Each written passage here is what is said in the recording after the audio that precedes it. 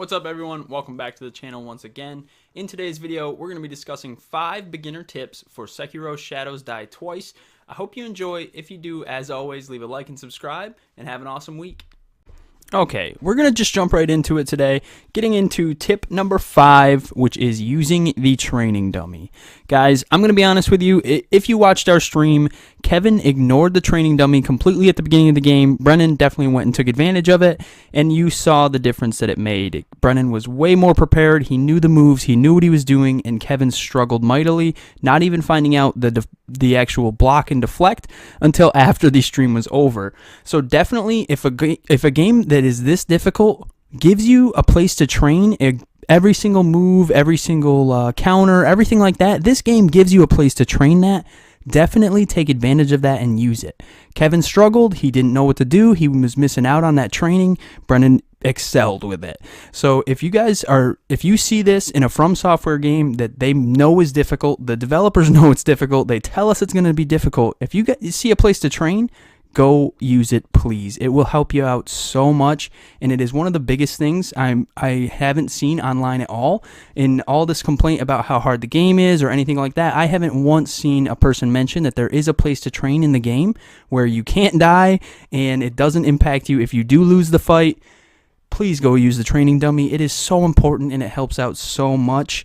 But moving on from that, tip number 4, another pretty simple one that is kind of an RPG element that if you don't know, this is your first From Software game, this would be a difficult one for you. Search the area. From Software put so much effort into building a beautiful game for us that they want us to see everything. So to encourage you to do that, they put collectibles all over the map that absolutely make the game so much easier.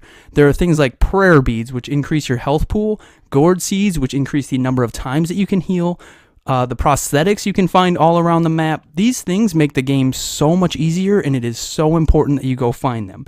This tip right here is actually kind of 2 parts, because not only do they have the areas that you can search to find all these prosthetics, they also have boss fights where you can do certain things that will completely change the kind of the appeal of the boss, or not appeal, but it'll change the whole tone. There we go. That's a good word for it. It'll change the whole tone of the boss fight, I promise you. There are certain bosses in this game that have an extra phase that you can completely skip if you pay attention to your surroundings. If you see a high up tree, I'm not going to say which boss it is, I'm not going to spoil that for you. If you see a tree above a boss, please go up there and drop attack him. It is going to make a difference. From is famous for this. In so many of the Dark Souls games, you have bosses that are supposed to be in the dark that you can turn a light on, and that boss becomes immensely easier. So guys, they are famous for this. Pay attention for it, and it will help you so much.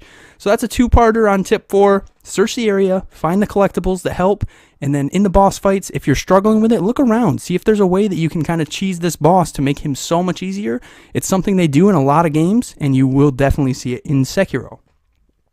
Tip number 3, this one kind of goes hand in hand with tip number 4 of searching the area. Don't be afraid to farm. If you come across a boss or an elite that you are struggling with, you don't know how much one little scrap iron or one skill point can change this game. Because if you're able to upgrade a prosthetic, or you're able to get a new skill you didn't have before, and it turns out that skill is the one you needed and this elite or this boss became incredibly easy, farming is the way to do that.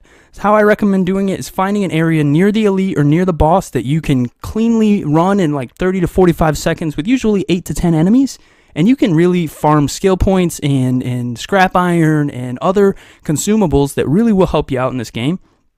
So don't be afraid to do it. If you come across a boss or an elite and you're just and you try it 10 to 15 times and you're getting just wiped out and you're like, man, I don't think this is possible, because I promise you it will happen. Just go back and farm. Find an area that it's close to an idol, it's got 8 to 10 enemies, and you can wipe them out easily in about 45 seconds. If that's the case, you can farm skill points and materials and things like that for upgrades fairly easily, and it doesn't take any time. So it's definitely something to do. Don't be afraid to do it in a game like this, because that one skill could make all the difference. And I'm telling you, with an immense skill system like the Sekiro has, I found skills that I was like, whoa, this completely changes the game, And it'll happen. It'll do the same thing for you. The game is hard. You have to recognize that, and you have to say, okay, right now I'm frustrated. I've fought this guy 10 times. I've lost everyone. I'm not going to beat him right now. I'm going to go back. I'm going to farm the area, and I'm going to get better, and then I'm going to come back, and I'm going to beat him. That's how you have to look at this. You can't get frustrated. Number 2, this one, I have seen so many things online. Pay attention to the lore and the loading screens in this game. From Software puts so much effort into writing and creating an entire universe for their games. They want you to pay attention to it. So every loading screen, you will see tips, and every item or thing you pick up, whatever it is, it will have lore on it. Read it, please. Vadi Vidya, if you don't know who that is, he does incredible work with From Software's games. He's got a YouTube channel. I'll link it in the description. This man does so much work with the lore. It is fantastic. If you don't understand something that you read, check his channel. I'm sure there's something on there. It's just really great. I'm going to get more detailed into this later on because we are doing a second video about endgame stuff that'll help out. But right now, if you pick up an item, a prosthetic, really anything in the game, it's got lore on it. Please read it because it'll specifically say this is good against this, and it'll probably be good against this, and it will tell you it basically in that way. And please pay attention to the loading screen tips, guys. They literally say red-eyed enemies are afraid of fire, and I have seen so much online about people that are like, well, I didn't know that. The game doesn't tell you that. It does, but it's on the loading screen.